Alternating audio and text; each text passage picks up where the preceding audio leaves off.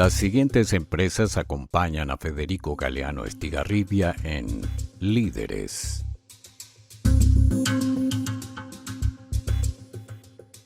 Banco GNB. Lo mejor empieza con un clic.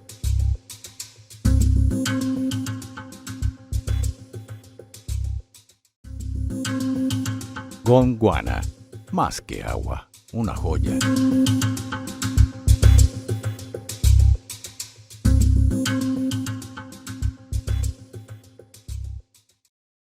Señores, buenas noches. Soy Federico Galeano Estigarribia. Bienvenidos a Líderes. En nuestro programa de hoy, el líder invitado es el señor Raúl Aguilera. De profesión maestro de primaria, llegó a ser ministro de Educación. Con nuestro invitado vamos a conversar acerca de nuestro sistema educativo. ¿Qué tan grave es la educación de nuestro modelo de educación? ¿Qué tan probable es que los paraguayos nos convirtamos en analfabetos digitales en un mundo cada vez más tecnificado? Luego de la presentación de nuestro programa y de nuestros auspiciantes, conversamos con el señor Raúl Aguilera aquí en Líderes desde los estudios de Unicanal.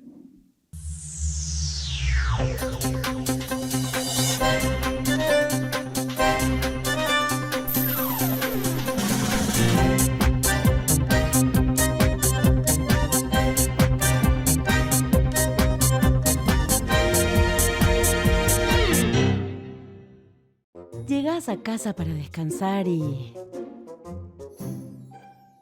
pero no te podés enojar con él. Mejor inhalá, exhalá y disfrutá. Con nuestros préstamos personales del Banco GNB desde 28.000 guaraníes por millón, podés viajar, renovar tu hogar o lo que vos quieras. Accede a cuotas de hasta 60 meses llamando al 021-617-6800. Banco GNB, tu préstamo, la calma para seguir.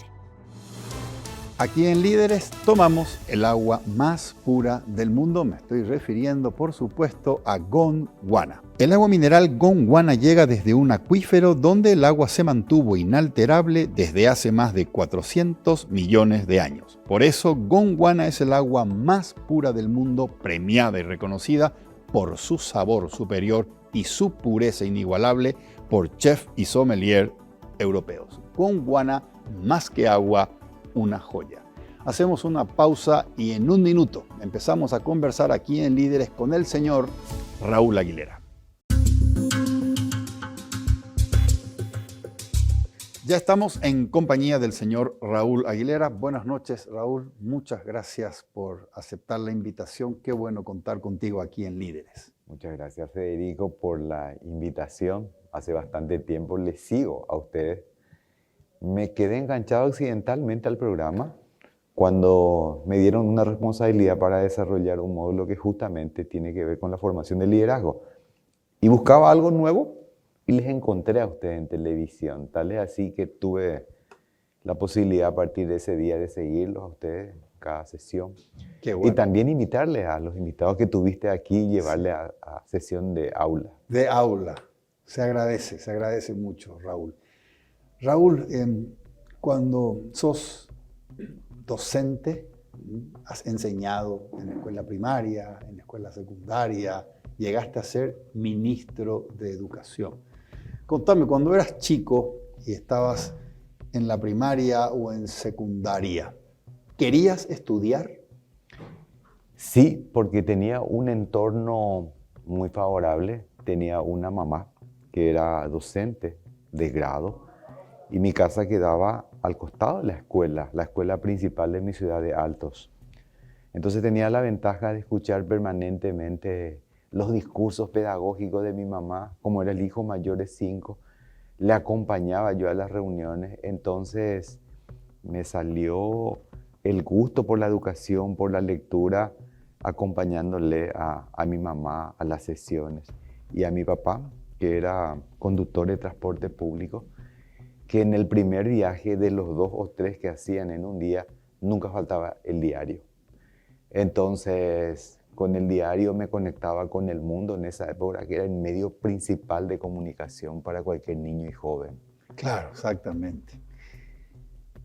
¿Qué significaba en aquella época para vos estudiante de colegio, ¿qué significaba estudiar? Bueno, por sobre todas las cosas, uno cuando es niño no tiene la comprensión real de dónde le puede llevar el estudio, pero tenés la presión de familia y el mensaje de familia de que para una familia de clase modesta, que fue la tipología mía, que la herramienta para mejorar la calidad de vida era la educación. Entonces en mi casa siempre me inculcaron eso, mis padres, y que el estudio podría llevar a uno a un lugar mejor, ¿verdad? Mi papá me mostraba lo sacrificado que era su vida, también mi mamá, ¿verdad? Entonces, desde muy chiquito internalicé que para poder cambiar mi condición de vida, la apuesta segura era seguir estudiando, aunque muchos no crean en este mensaje. Y en esa época había gente que prefería el trabajo que estudiar. Y bueno, felizmente mi familia nunca retaseó recursos, los limitados que teníamos, para que no se corte el proceso educativo. Correcto. Me quedo con eso que dijiste, para poder mejorar mis condiciones de vida tenía que estudiar. ¿Crees, Raúl, que los jóvenes de hoy ven a estudiar como una alternativa para mejorar las condiciones de vida, salir de ciertas situaciones de precariedad y poder hacer ese ascenso en cuanto a la calidad de vida? Yo creo que la sociedad paraguaya se organiza en grandes estratos, ¿verdad? Yo creo que ese pensamiento sigue estando presente dentro de la familia de la clase media y la clase baja, que entiende que hoy día es imposible sobrevivir sin una formación. Por eso escuchamos los discursos de las madres que dicen: si no querés terminar en la cocina, si no querés terminar siendo empleada doméstica, mi hija, seguí estudiando. Le sigue incentivando, ¿verdad? Pero también hay una clase alta que no confía ya en nuestras instituciones porque tiene más acceso a otros tipos de recursos, ¿verdad? Hasta te pregunta, te cuestiona, ¿verdad? Hasta qué punto sirve el valor de la educación superior hoy día en este mundo tan cambiante. Y yo creo que ahí tenemos una heterogeneidad de cosas que podemos señalar.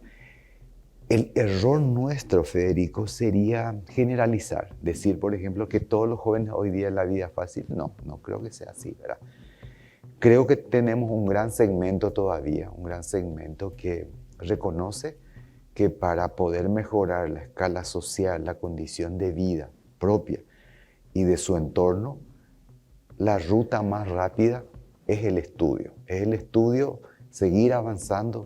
A mí, viniendo de una familia muy modesta, a mí y a mis hermanos nos sirvió muchísimo, ¿verdad?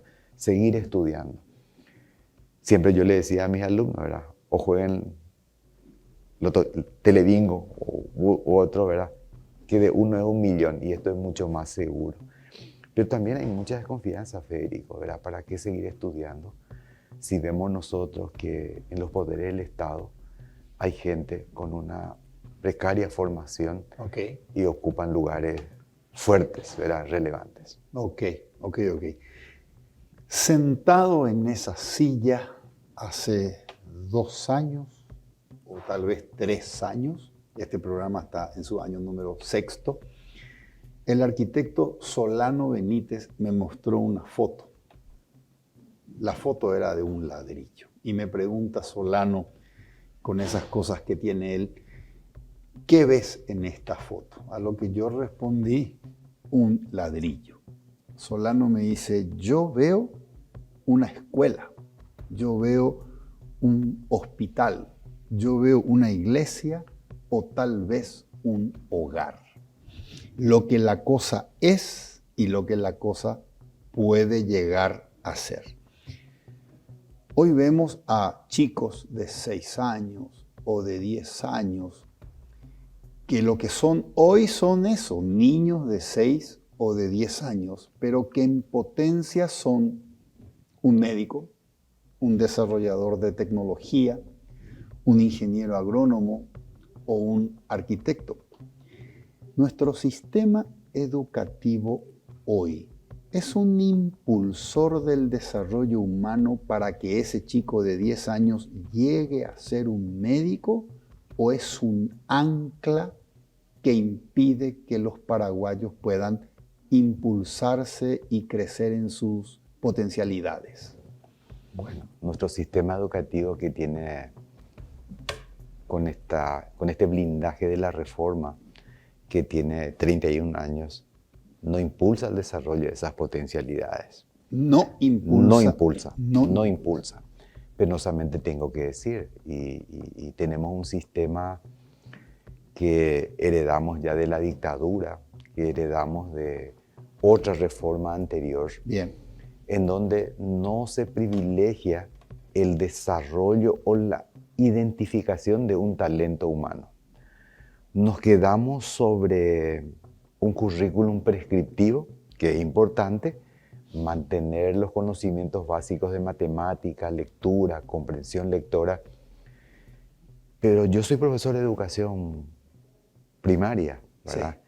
Y sigo en contacto con esa comunidad en distintos lugares, ¿verdad?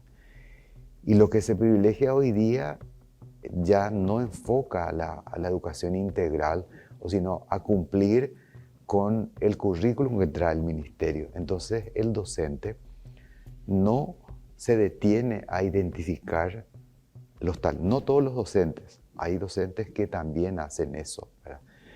Y me parece que, pero hablando en generalidad, no hay un estímulo a la identificación de talentos, excepto, ¿verdad?, marcadas instituciones que tienen un proyecto educativo, que tiene ese fin y busca en el grado quién tiene el talento musical, ¿verdad?, quién tiene el talento de la comunicación, quién tiene el talento para...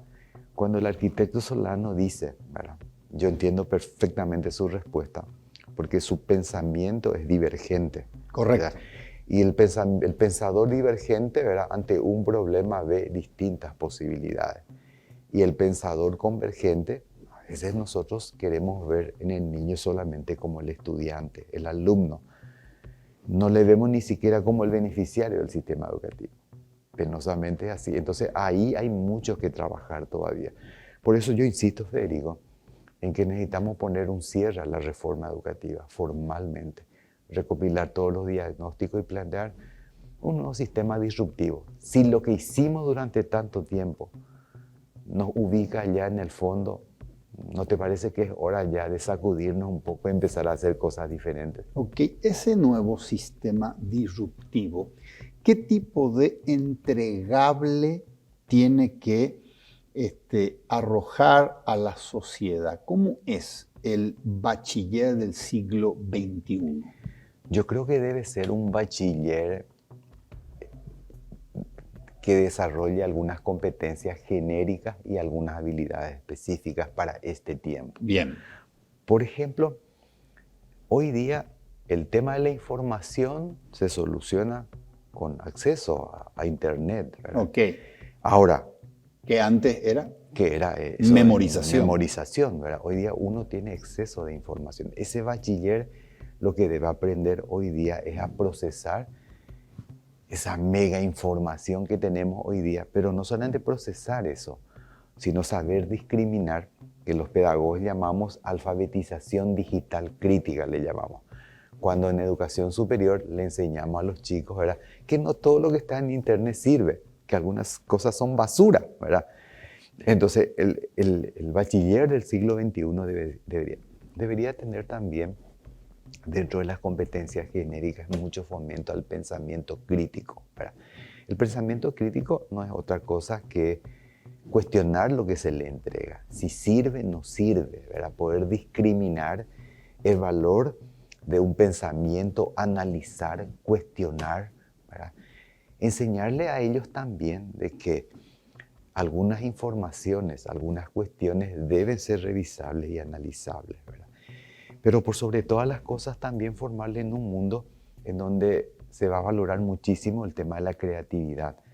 En este tiempo que emergen tantos avances, ¿verdad? Y tantos problemas, que un bachiller egrese sin ese desarrollo. Y en las instituciones educativas creo que fomentamos poco todo este tema. Está vinculado a tu primera pregunta. Seguimos viendo al niño como un objeto, como un ladrillo, ¿verdad? No como un potencial Luis Alberto del Paraná, ¿verdad? O Mauricio Cardoso Ocampo, por citar referentes nuestros, ¿verdad? O Ramón Indalecio Cardoso, ¿verdad? Que me considero un seguidor de Ramón I, ¿verdad? El primer pedagogo paraguayo y el más potente de todos los tiempos hasta hoy día. Ramón Indalecio Cardoso, coincido. Raúl, dentro del proceso educativo, el educando no es un elemento pasivo, no. Es un elemento activo que contribuye para su educación. Estamos hablando de un educando al cual queremos formarlo, como vos bien dijiste, en ciertas habilidades. Y tomé nota aquí de esta alfabetización digital crítica. Sí. Queremos que la persona desarrolle el pensamiento racional y crítico para poder analizar lo que se le ofrece, descartar algo, tomar otras cosas, etc. Ese pensamiento racional o crítico exige que el educando realice un esfuerzo intelectual, lea, investigue. ¿Cómo es posible que yo le pida eso a los jóvenes que están hoy en la comodidad de pedirle a ChatGPT que les haga todo? Bueno, quiero explicar primeramente desde un enfoque más sociológico. La sociología nos dice que hay una generación que concluyó su etapa el año pasado, que es la generación alfa. Okay. Y la generación alfa era una generación que manejaba la tecnología, el mundo de internet, ¿verdad? Una serie de cosas. Ahora, a partir de este año, nace una nueva generación que se llama generación beta. Y la característica de ellos es que, además de todo eso, ya van a incorporar a su modo de vida el tema de la inteligencia artificial. Bien, estos son todos nacidos a partir de 2025. 2025 para adelante. Okay. Entonces, plantea tremendo desafío que yo no sé si se está discutiendo en forma, porque estoy desconectado del sistema práctico, del sistema educativo práctico, estoy en un subsistema ahora trabajando. Yo creo que nosotros no estamos debatiendo que esta generación se nos va a poner en apuros, ¿verdad? Tiene que haber un replanteo total de la forma de trabajar, de evaluar, ¿verdad? Seguir pidiendo que te hagan una monografía que ellos al toque pueden sacar y el profesor le pone 5 es como una burla, ¿verdad? Tenemos que hacer un giro radical en la forma de enseñar. Yo utilizo muchísimo la inteligencia artificial, ¿verdad? En cada programa, no importa que sea, les hago practicar a todos al menos 7 aplicaciones. Entonces, en vez de estar dando muchas vueltas, ¿verdad? Entonces hago, ¿verdad? A ver, preguntémosle a la inteligencia artificial, ¿verdad? ¿Cómo puede definirnos la gestión educativa en la educación superior en Paraguay? En menos de 40 palabras. Entonces vos tenés 50 alumnos que te copian, ¿verdad? Y empezás a analizar con ellos. Es mucho más rápido, ¿verdad? Esto se puede hacer, creo que en el nivel universitario, ¿verdad? Y más en los posgrados. Pero yo creo que a esta generación tenemos que adiestrarla a nuestros profesores, porque yo casi estoy seguro que la gente no maneja muy bien todavía esta herramienta. Esta herramienta es poderosísima, hay que saber utilizar, y si utilizamos bien es un recurso inimaginable para el docente del siglo XXI. ¿Debería formar parte del plan de estudios inteligencia artificial? Tal vez no como parte del programa de estudio, ¿verdad? Sí como un recurso didáctico que el docente pueda administrar, ya que GPT, Claude, Gemini, ¿verdad? Y todas Copilot, ¿verdad? Y le digo en español, ¿verdad? Porque en mi inglés no es tan bueno, ¿verdad? Entonces, deberían los docentes manejar qué pueden extraer, imágenes, ¿verdad? Porque esta generación, la beta que ahora están haciendo y la alfa que está subiendo para la educación superior, tiene un perfil psicológico. Ellos te aprenden en pequeñas cápsulas. Por eso la pedagogía ahora empieza a impulsar lo que se llama el microaprendizaje. A nosotros mismos nos pasa. Si yo te envío un audio de 6 minutos, no me vas a escuchar en normal. Me va a poner en 1.5 y en el 3 ya me va a poner en el 2 para que sea más rápido. O sea, nuestra mente quiere cuestiones. Entonces, esa mentalidad hace que el docente tenga que replantear su didáctica. No hay problema que tenga muchos microaprendizajes si la suma va a dar un todo finalmente. Entonces, hay que entender hoy día el pensamiento y la estructura mental de aprendizaje. O si no, Definime microaprendizaje, Raúl. microaprendizaje es un sistema que el docente puede utilizar para generar de un aprendizaje total pequeños segmentos que me lleven a la construcción total, ¿verdad? Entonces, si yo voy a enseñar de repente características del agua, ¿verdad? O qué es el agua, cuáles son sus propiedades químicas, ¿verdad? Yo podría ir por elementos más básicos, ¿verdad? Ir juntando todos esos elementos para llegar a lo que yo me propuse en mi planificación. Como cápsulas. Como cápsulas, pequeñas Ok. cápsulas, y te absorben los chicos, te absorben increíblemente. Y hoy día el perfil de esta generación alfa que está subiendo a la educación es por lo visual, es por lo visual. Por eso, una imagen para ellos, ¿verdad? Puede significar un ladrillo, ¿verdad? Pero para otros puede significar un ladrillo que se está cayendo, ¿verdad? O sea, puede haber, y ahí está la riqueza de la diversidad de los grupos, ¿verdad? Nosotros en educación hoy día tenemos que entender que la diversidad de los grupos es una riqueza, la heterogeneidad es una riqueza y no es un problema, como a mí me enseñaron cuando yo estaba en la formación docente. O sea que teníamos que buscar homogeneizar, hoy día ya no. Ok, Raúl, un profesor actual que es una persona de reconocida capacidad intelectual, no es un cualquiera, le dice a sus alumnos: yo me he formado intelectualmente muy bien, porque cuando yo era el educando, me hicieron leer la Ilíada, me hicieron leer la Odisea, me hicieron leer el Cid Campeador, y ustedes van a hacer lo mismo. Este profesor salió bien de un sistema educativo donde se leía. Está bien que él quiera replicar aquello que funcionó en su época con los chicos alfa y beta. No va a conseguir. De una manera así autoritaria no va a conseguir, ¿verdad? Pero sí le puede plantear guías de trabajo en donde se cuestione el material, ¿verdad? Podamos crear más debate sobre un tema determinado, buscar otro camino para que lean todo. Probablemente van a leer todo, ¿verdad? Pero tenemos que hoy día a esta generación convencerle por otra vía. Entonces la gente dice, entonces estamos arrodillados ante los... No. Lo que pasa es que tenemos que entender cómo aprenden hoy día ellos, ¿verdad? Y hoy día cómo aprenden, ¿verdad? Tiene que ver con muchísimos elementos nuevos que hoy día nos da la neurociencia, la neuropsicología, que nos confirman, por ejemplo, que vos aprendés más con el profesor a quien le querés, ¿verdad? O sea, la empatía está ahí de por medio, ¿verdad? Yo por eso insisto mucho, porque estoy en la formación de profesores universitarios, ¿verdad? Que uno de los primeros logros es vender el programa. ¿Para qué sirve? El segundo es conseguir la empatía, que ellos digan, ¿verdad? Que ellos digan.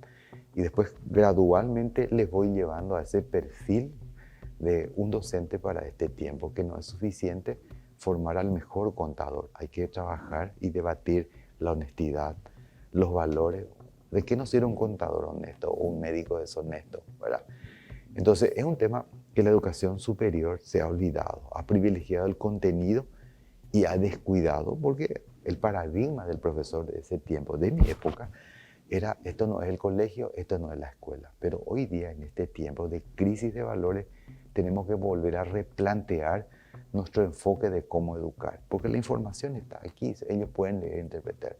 Debates, discusiones, análisis, situaciones reales de lo que pasa en el Paraguay, de lo que pasa en el mundo, no desconectarnos de ese, aunque estemos lejos de otros hechos, es bueno vincular permanentemente. Ese es el perfil del docente de este tiempo. Muy interesante.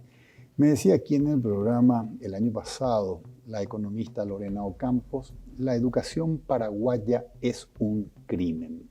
¿Coincidís? No.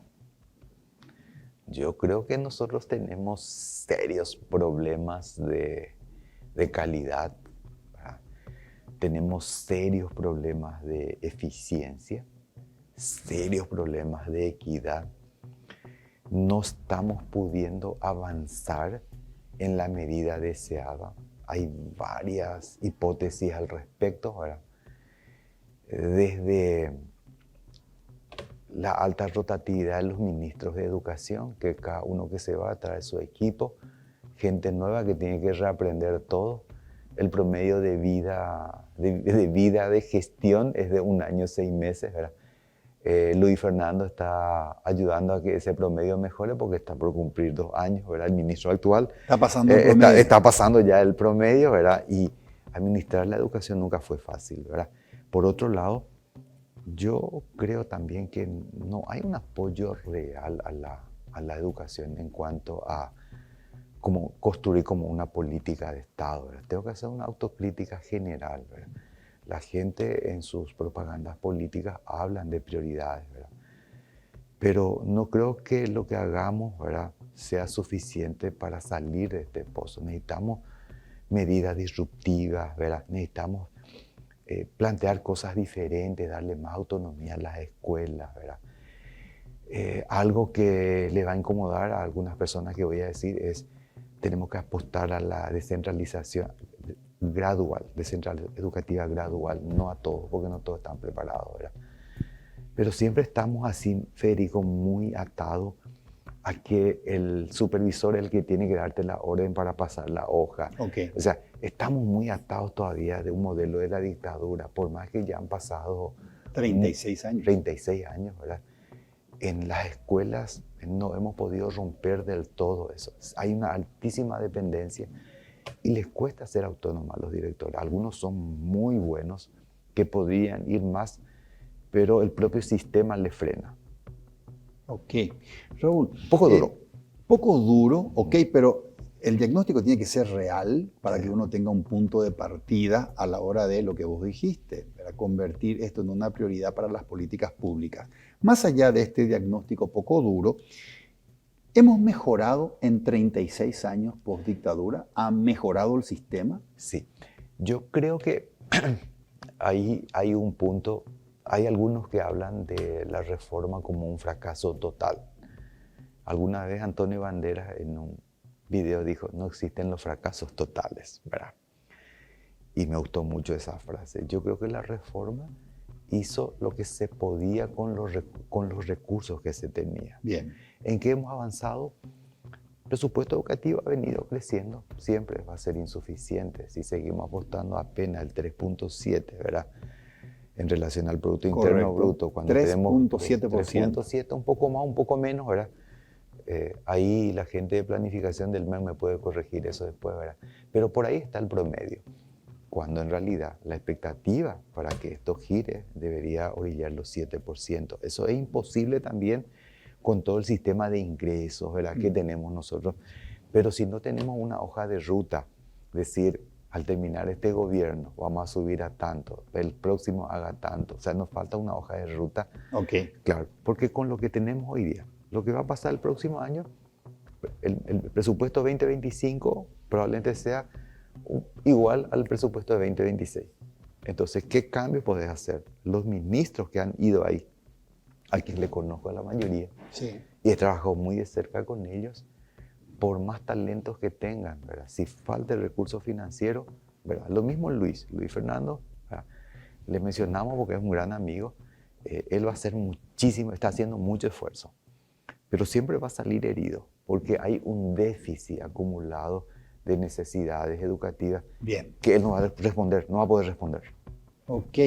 ¿Cuántos años necesitamos para que puesta en marcha una estrategia de mejora continua de la educación se pueda ver los primeros brotes de resultados? Según los teóricos, los macroplanificadores y los teóricos de la educación, los resultados educativos se ven todos a largo plazo. Estamos hablando de no menos de ¿cuánto? 15, 20 años. 15, 20 años. 20 años. Si existe continuidad de la política pública educativa. Correcto. En otras palabras, los resultados de un mejor sistema educativo, si existe continuidad de las políticas públicas, Sí. veríamos cuando egresan del colegio la Así. nueva generación beta. Así mismo es. Correcto. ¿Cuánto por ciento de los problemas que hoy tiene nuestro sistema se solucionan con más plata? Yo creo que hay un componente, que es el tema de la capacitación, que lleva muchísimos recursos. ¿Te ¿verdad? referís a los docentes? A los docentes, ¿verdad? Ahí tenemos que poner todas las monedas que tengamos, ¿verdad? Para poder capacitarles a ellos, hacer una depuración del sistema. Depuración, digo, dejar a los talentosos e incorporar a los nuevos, a los mejores. Por ejemplo, si el profesor le viera a un alumno no como un ladrillo, sino un potencial educador talentoso, a ese deberíamos traerlo, pagarles totalmente su estudio, no importa su estrato social, pagarle sus estudios y comprometerle que cuando termine la universidad venga a trabajar en la educación. Nosotros tenemos que ser unos cazadores de talentos Para futuros docentes. Para futuros docentes, ¿verdad? Interesante eso. Porque lo que nos ha pasado es que hubo una política en la década del 90 que se priorizaba la universalización de la educación. Y es abrir escuelas que más chicos estudien. Se logró ese, pero logramos sin calidad, ¿verdad? Correcto. Sin la calidad total. Entonces, mucha gente hoy día tienen el título de profesor de educación escolar básica, pero no son maestros, ¿verdad?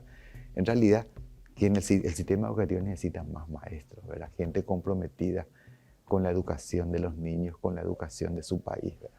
Entonces, creo que ahí no vamos a coincidir probablemente con los gremialistas, con todos los gremialistas, pero hace falta una depuración también, dejar a los más talentosos dentro del sistema educativo. Me encanta esto, me imagino tal vez en una utopía, a una sociedad que rejerarquiza al maestro y que toda la sociedad mire con admiración, mi vecino es un maestro, Claro. mi sobrino es un maestro. Me parece hermoso. Raúl, voy a mencionarte 5 factores que pueden ser explicativos de nuestros problemas educativos. Y yo quiero que de estos 5 factores vos selecciones los 2 o los 3 que te parecen más graves. Primer factor, no hay voluntad política. Los que toman las decisiones no convierten a la educación en prioridad. Segundo factor, no hay plata y por lo tanto no se pueden hacer las inversiones en educación que se requiere. Tercero, docentes de mala calidad, falta capacitación docente. Cuarto, ausencia de educación de calidad en las familias de los alumnos.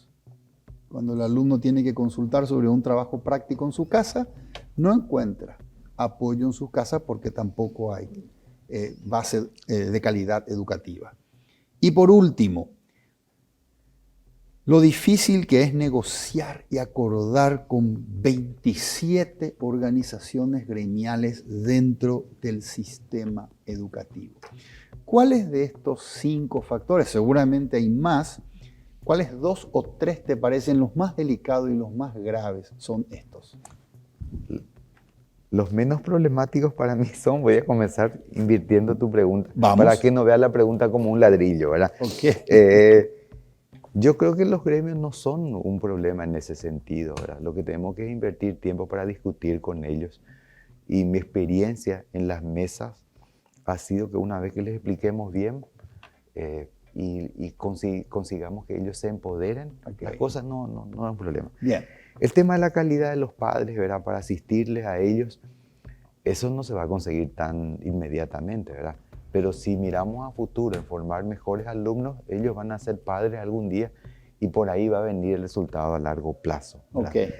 El tema de la capacitación docente me parece clave, volver a retomar, porque los tiempos son totalmente diferentes en la época en que nos formamos nosotros, en la generación.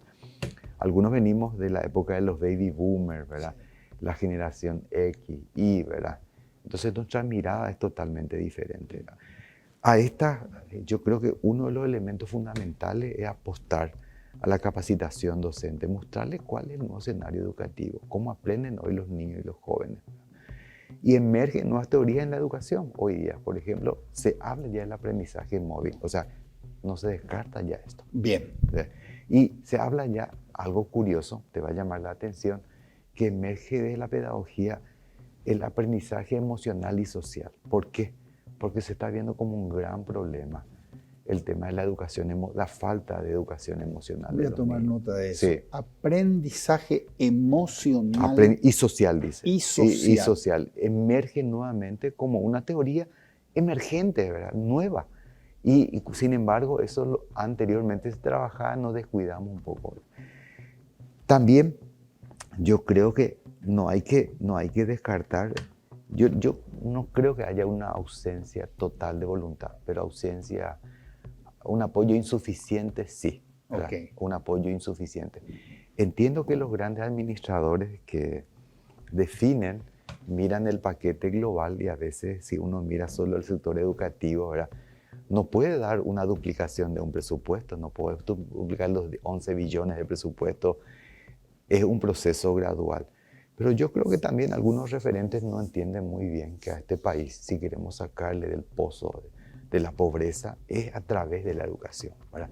Gente más formada tiene mejores perspectivas y un giro radical en todo el sistema educativo, ¿verdad? Formar gente más emprendedora, que no dependa mucho del sistema público, que puedan generar, que puedan ver a cada ladrillo como distintos elementos de un todo, ¿verdad? Y que necesitamos formar eso, desarrollar ese pensamiento divergente de nuestros chicos, ¿verdad? Y que sean más creativos. Raúl, definime aprendizaje emocional y social. Sí, el aprendizaje emocional es la adquisición de parte de los niños, los jóvenes y los adultos de entender las distintas actitudes y las distintas habilidades para una convivencia más armónica, ¿verdad? Okay. Con los demás y consigo mismo. Importantísimo. Importantísimo. Hoy día, desde la pedagogía, se empieza a posicionar eso, ¿verdad? Porque nosotros no somos seres individuales, ¿verdad? Nos relacionamos permanentemente y en esa convivencia hay que trabajar. Eso me parece, Raúl, fantástico, sí. Fantástico. Medio en broma, pero en serio también. Me decía Raúl Gauto. Sí, le conozco. Cuando estuvo acá, yo le preguntaba qué le falta a nuestras mallas curriculares. Y él me decía, yo incluiría materias como amigología y noviología. Yo me reía y él me decía, Federico, el desarrollo de la persona en sociedad, en contextos complejos, es algo sumamente importante más allá de lo cognitivo. Aparte otra cosa, Raúl, que tiene que ver con lo que vos estás diciendo, me decías, cómo cultivamos valores que tienen que ver para la vida. Y eso, Raúl, me parece súper importante porque en la sociedad de hoy se está dando algo que seguramente vos notás también. Yo en mi teléfono celular tengo Spotify porque mis hijos me bajaron y me enseñaron a usar. Utilizo el GPS en el auto porque mis hijos me enseñaron a usar.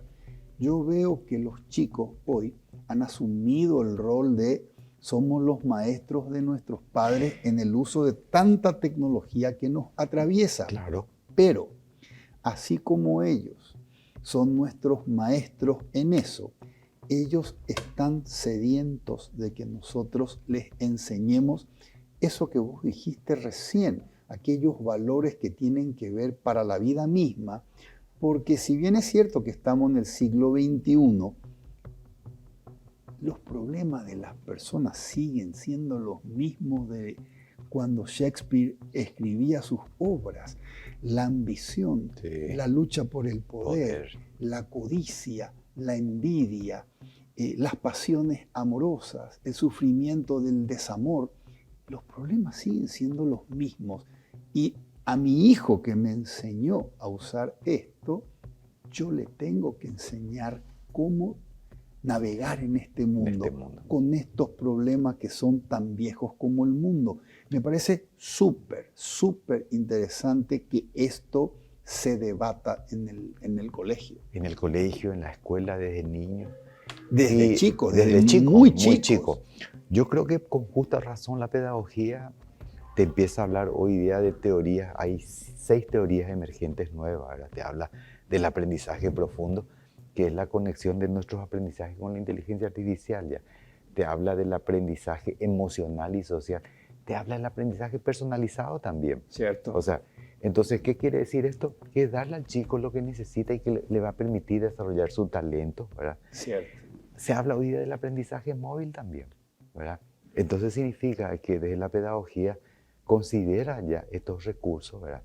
Hay que saber utilizar, hay que tener normas de convivencia claras y un buen manejo de parte del profesor. Muy interesante. Te cuento una anécdota.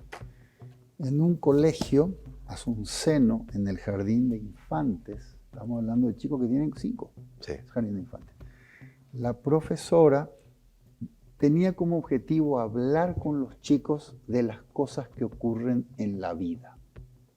Entonces le preguntó a los chicos, quiero que ustedes me digan si alguien sabe, ¿por qué se mueren las personas? ¡Wow! Los chicos se miraron, no sabían qué decir. Uno levantó la mano y dijo, mi abuelo se murió. Y la profesora le dijo, ¿y por qué se murió tu abuelo? Porque estaba enfermo. Bueno, unos minutos después era la salida y viene una madre, la retira a su nenita de 5 años de ese jardín de infantes y la nenita empieza a llorar. La madre le dice, ¿qué te pasa? Y la nenita le responde, yo no quiero que se mueran mis abuelos. Entonces la madre hace una queja en la dirección del colegio respecto a qué clase de conversaciones tenebrosas tiene la maestra con los chicos. ¿Cuál es tu reflexión? Bueno, me hace recordar, te voy a responder con otro caso.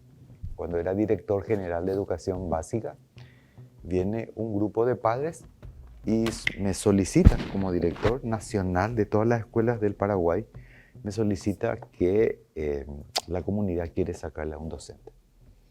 Entonces, por supuesto, conocedor de la legislación educativa, eso no puede ser dictatorial, tiene que pasar por un proceso. Entonces, cuando yo profundizo el tema, me dice, peango, en guaraní me dice, ¿verdad? Que no hubiera jaiba de vela y cuaderno pero un mapa igual. Haumbo vivo para en realidad, que era para darle un premio a ese profesor, ¿verdad?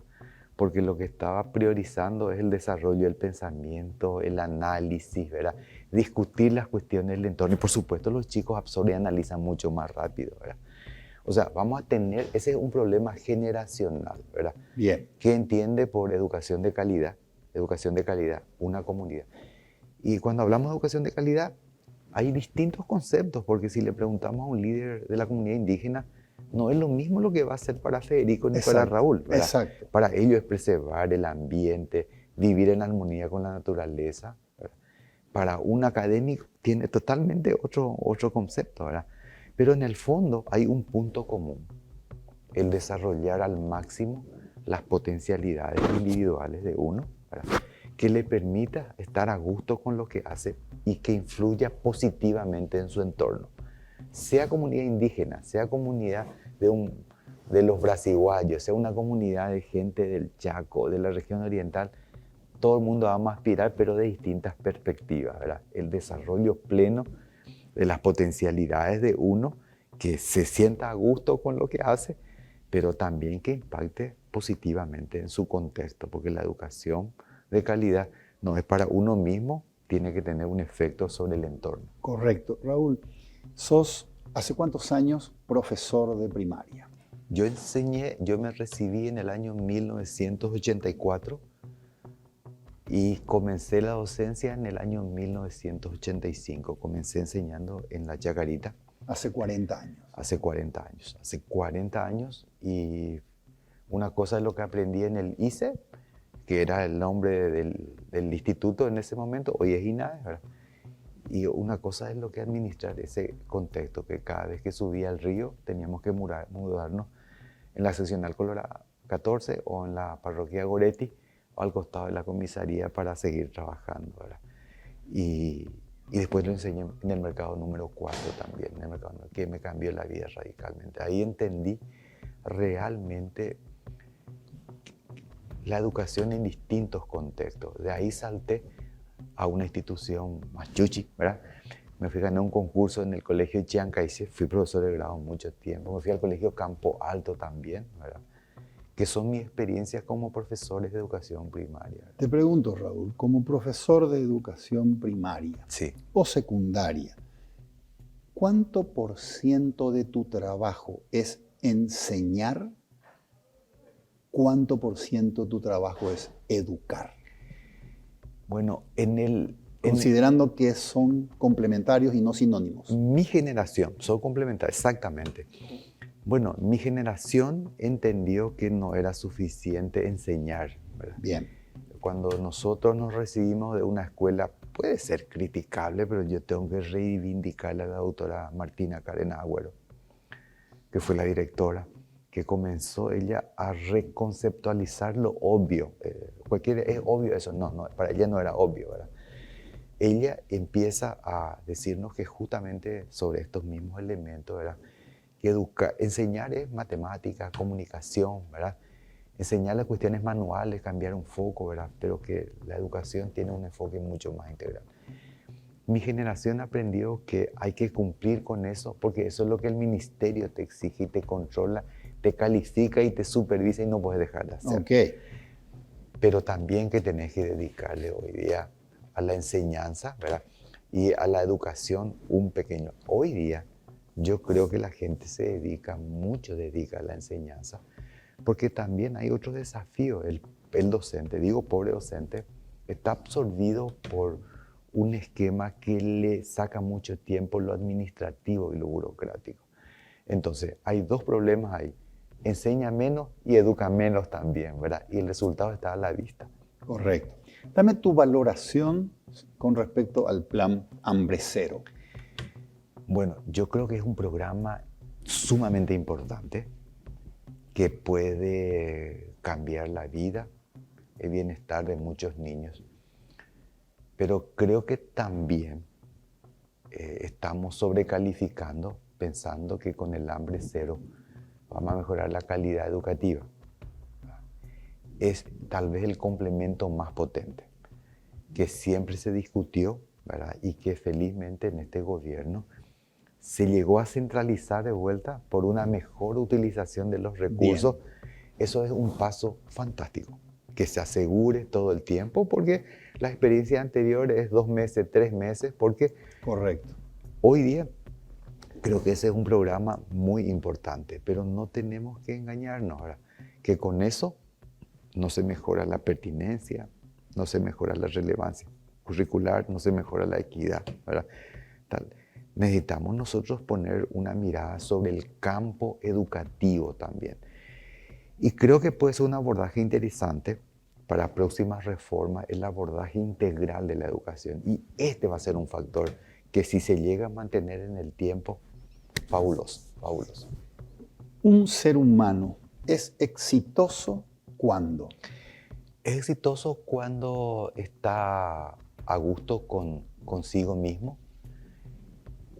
que consigue los resultados y las metas que se propone. Okay. Y que lo que consigue, ¿verdad?, mejore su bienestar individual y colectivo, ¿verdad? Para mí una persona exitosa, sea cual fuese el campo, el médico que cura, el médico que hace que el paciente le quiera, que los familiares le aprecien y que más allá de la culminación del estado de uno, ¿verdad?, sí, uno le siga recordando, ¿verdad? Esa es una persona exitosa. Ser exitoso uno tiene que ver obligatoriamente con otros. Con otros. No puedo ser exitoso solo. No, porque nosotros somos seres sociales, ¿verdad? Nosotros somos seres que no vivimos aislados, ¿verdad? Cualquier empresario no logra el éxito solo, ¿verdad? Absolutamente. Las grandes empresas familiares, unipersonales, ¿verdad? Raúl, ¿en qué cambiaste tu forma de pensar? ¿En qué cosas vos decías, esto va para acá? Y más tarde dijiste, me equivoqué, en realidad la cosa va para el otro lado. Esa es una muy buena pregunta, Federico. Bueno, cuando yo era niño yo veía esa película Meteoro, ¿verdad? Nosotros éramos una de las familias que teníamos la posibilidad del televisor blanco y negro y yo veía que ellos hablaban con el reloj, ¿verdad? Podían comunicarse y para mí eso era así casi imposible cuando era niño. Y pensé que a medida que fui estudiando veía cómo la tecnología iba avanzando, pero nunca pensé que en tan corto tiempo este tema de la inteligencia artificial entró para posicionarse e incide fuertemente en todos los esquemas de trabajo. Yo pensaba que esto iba a venir, pero no pensaba que al 2025, ¿verdad?, iba a afectar esquemas de trabajo, formas de pensar, ¿verdad? Y esto fue tan rápido que a mí me descolocó y tuve que empezar a volver a estudiar. Cuando veía esto, dije que iba a llegar algún día, pero tuve que meterme en cursos a aprender, ¿verdad? Exactamente, exactamente lo que está pasando. Está pasando en este momento, ¿verdad? Y también creo que en este tiempo tenemos que pensar que tal vez nuestra apuesta no tenga que ser solamente la educación formal. Miren lo que estoy diciendo, ¿verdad? Un pedagogo, ¿verdad? Tenemos que pensar en motivar a la gente a ir por lo no formal. Es tomar estos cursos, seguir aprendiendo para la vida, aprender a bailar, aprender a cantar karaoke, ¿verdad? Sí, ese es un curso que porque el desentona soy yo, ¿verdad? Y también la educación informal. O sea, las escuelas, las universidades deben tomar en serio este tema del aprendizaje informal, que es algo no planificado, casuístico, pero podemos generar herramientas para el aprendizaje informal, ¿verdad? Excelente. Raúl, te dejo una pregunta. A ver. Dame la respuesta luego de la pausa. Con el mucho director gusto. me está pidiendo una pausa. La pregunta es, ¿recordás algún consejo que te hayan dado y que te ha servido mucho en la vida? ¿Cuál fue ese consejo? Dame la respuesta luego de la pausa. Vamos a hacer una pausa, pero antes quiero darles una noticia que tiene que ver con el Banco GNB. ¿Sentís que todo va a 1000 por hora? Inhalá, exhalá y disfruta. Con los préstamos personales del Banco GNB tenés esa calma que necesitas para seguir. Renová tu casa, hacé el viaje o avanzá con ese proyecto que tanto anhelás. Accedé rápido, con cuotas de 28.000 guaraníes por millón y plazos de hasta 60 meses. Banco GNB, inhala, respira y disfruta. Hacemos una pausa y regresamos para cerrar el programa con el señor Raúl Aguilera.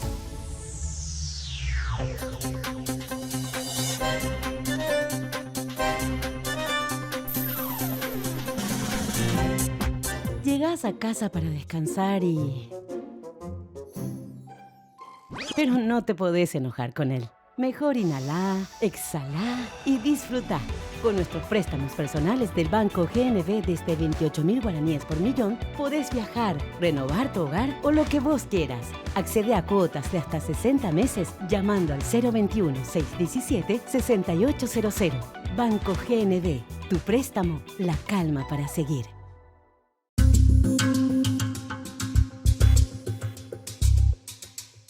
Continuamos con el señor Raúl Aguilera. Raúl, ¿recordás algún consejo que te haya servido mucho en la vida? La recomendación yo creo que más potente que lo que me esperaba en la vida. Cuando me recibí de profesor de educación primaria, mis padres confiaron en mi talento, ¿verdad? Y como queriendo predecir dónde podía llegar, ¿verdad? Ellos decían que llegar a esa meta no va a ser fácil, ¿verdad? Te va a caer muchas veces, pero lo que tenés que aprender es volver a levantarte. Bueno, y así mismo ocurrió, ¿verdad? Yo tenía la posibilidad de volver a mi comunidad para enseñar, para quedarme ahí, pero decidí quedar aquí en Asunción para seguir estudiando y tengo muy presente, ¿verdad?, que a todos los jóvenes y a todos los colegas que hay que soñar, hay que aspirar a cosas buenas, cosas lícitas, ¿verdad? Que uno desde su profesión tal vez no cambia el mundo total, pero puede influir en muchas personas para que la vida sea mejor. ¿Nombres de papá y de mamá? Mi mamá se llama Concepción Méndez, profesora, y mi papá se llama Raúl Aguilera, conductor de transporte público, de autos. ¿Qué valores te dejaron Raúl y Concepción? Principalmente la honestidad, ¿verdad? La responsabilidad, la puntualidad. La honestidad, mira, siempre decía que lo que se podía robar era un beso a una mujer, ¿verdad? Pero ni una sola moneda, nadie, ¿verdad? El tema de la disciplina. Bien. Era fundamental llegar ahora que yo hoy día con la generación a quien enseño les aprieto porque sé que de qué nos sirve tener un talentoso, indisciplinado, ¿verdad? Irresponsable, deshonesto, ¿verdad? Absolutamente. Son los valores que yo traigo de familia y que me han servido para ir escalando y terminar una carrera pública porque en este momento estoy flamantemente jubilado después de 40 años de trabajo y estoy muy metido de vuelta ya en el sector privado. ¿Existe Dios? Existe Dios, no solamente es una creencia, sino es la verdad fundamental para los que somos católicos. ¿Cuál fue la última vez que lloraste? Yo creo que hace poco porque le recordé a mi papá. Don Raúl ya no está aquí. Raúl, ¿qué libro estás leyendo en este momento? Me encanta mucho todo lo que sea neurociencia. Qué lindo que te emociones acordándote de tu papá. Y por supuesto los mensajes de mamá.